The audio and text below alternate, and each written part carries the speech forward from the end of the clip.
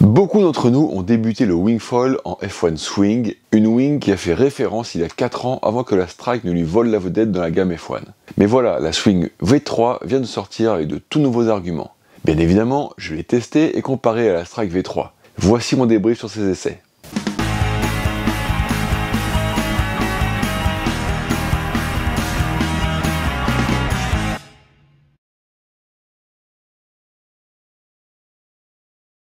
Salut les copains et bienvenue sur cette nouvelle vidéo Water Sport Zone.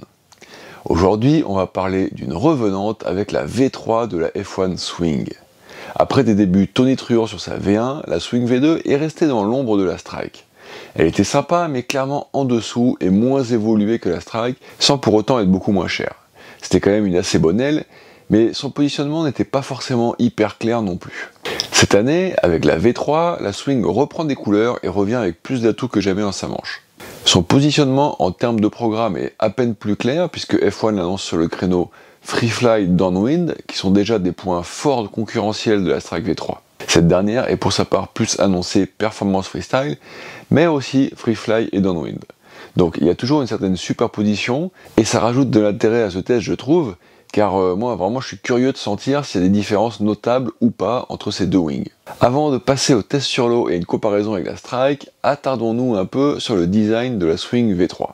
La première chose qui saute aux yeux sur la Swing, c'est qu'elle incorpore toutes les évolutions du design issu de la R&D de la Strike. C'est officiel, la Swing n'est plus une version low cost ou dégradée d'une Strike. Quand on la regarde, on trouve tous les détails qu'expliquait Raphaël Salle dans la vidéo sur le développement de la Strike cet hiver. Si vous ne l'avez pas vu d'ailleurs, je vous mets le lien ici et en description.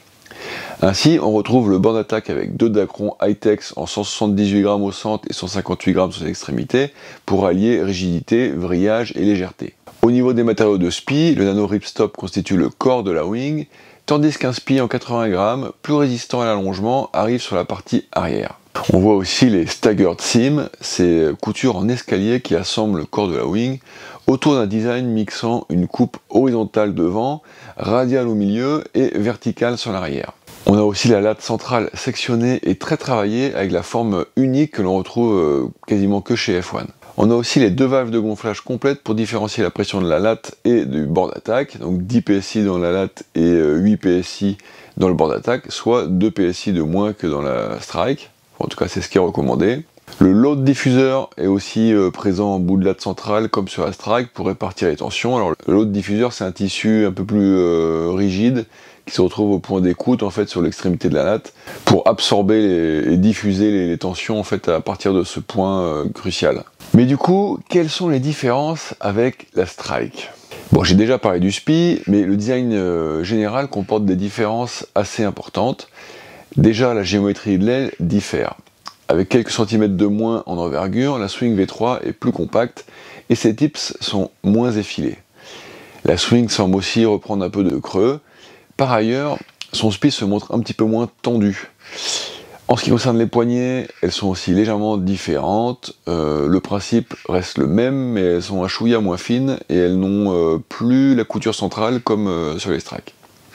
On est donc sur une wing qui ressemble beaucoup de loin à une Strike, mais qui au final est bien différente dans sa conception et sa géométrie. En termes de poids, la Swing V3 reste légère sur la balance.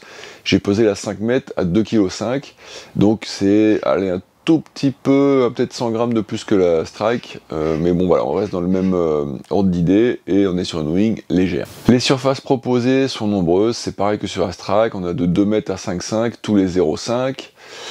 Et en termes de prix, ça commence à partir de 969 € pour la 2 mètres, mais il faudra débourser 1199 € pour une 5.0 Swing.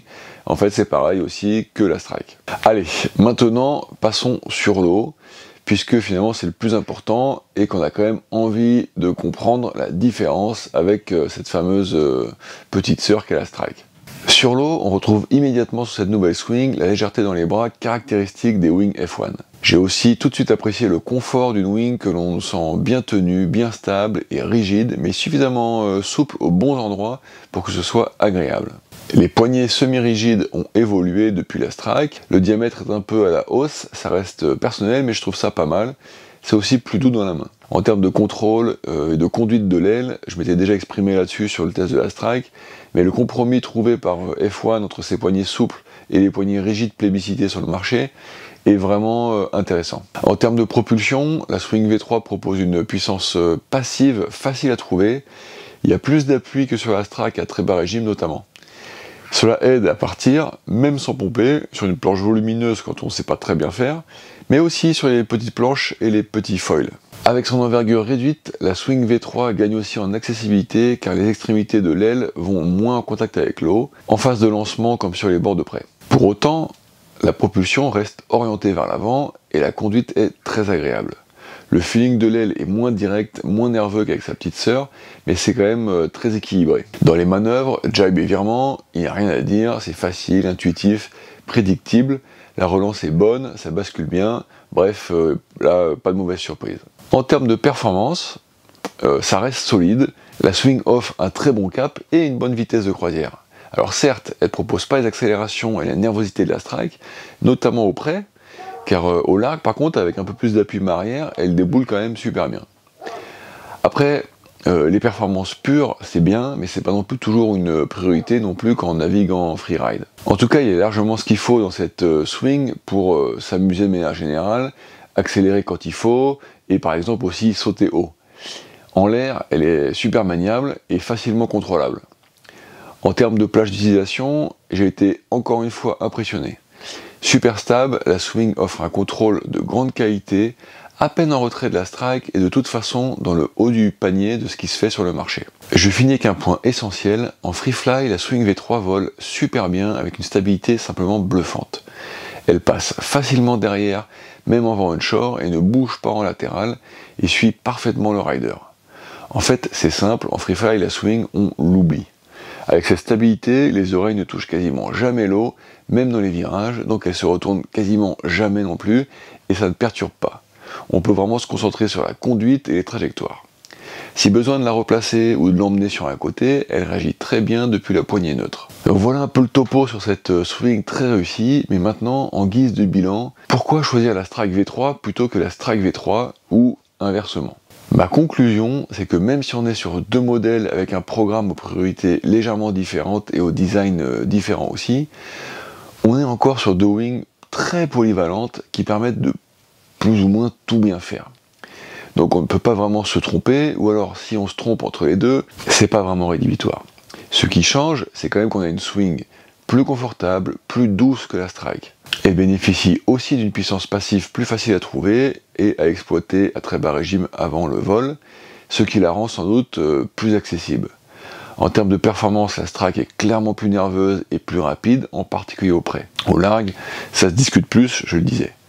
Pour autant, la Swing remonte aussi très bien au vent, moins vite mais tout de même efficacement. La Swing saute très bien, mais la Strike offre un petit bonus aussi en termes de pop et surtout en fait de support en l'air. En revanche, la maniabilité de la Swing est son atout autant dans les airs qu'en surf où elle se manie facilement, suit super bien et ne touche l'eau avec les oreilles que vraiment extrêmement rarement. En termes de plage d'utilisation, la Swing me semble meilleure ou plus facile en plage basse, mais pour autant elle reste super stable dans le vent fort. Je dirais que du coup c'est à peu près kiff-kiff, même si la plage de la Strike est sans doute un petit peu décalée d'un ou deux nœuds vers le haut. Donc en gros, si tu cherches à rider peinard sans faire la course au saut les plus impressionnants, ni à la vitesse au près supersonique, avec sa puissance passive, son confort, sa maniabilité, sa légèreté, sa stabilité en surf comme en ligne droite, la Swing V3 sera ton premier choix. Moi par exemple, par rapport à ma pratique, où je cherche principalement à surfer et à bien remonter au vent, je crois que je préfère aussi la Swing V3.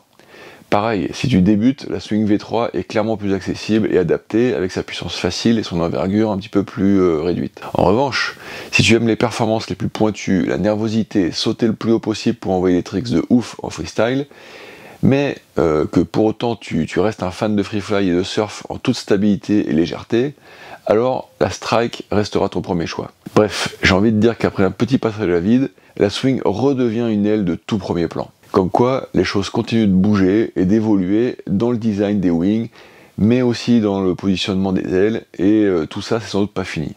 Je sais pas ce que tu en penses, mais j'ai de toute façon le sentiment que chez les marques majeures, on va avoir de plus en plus plusieurs gammes de wing avec des programmes qui vont s'affirmer de plus en plus distinctement au fil des années.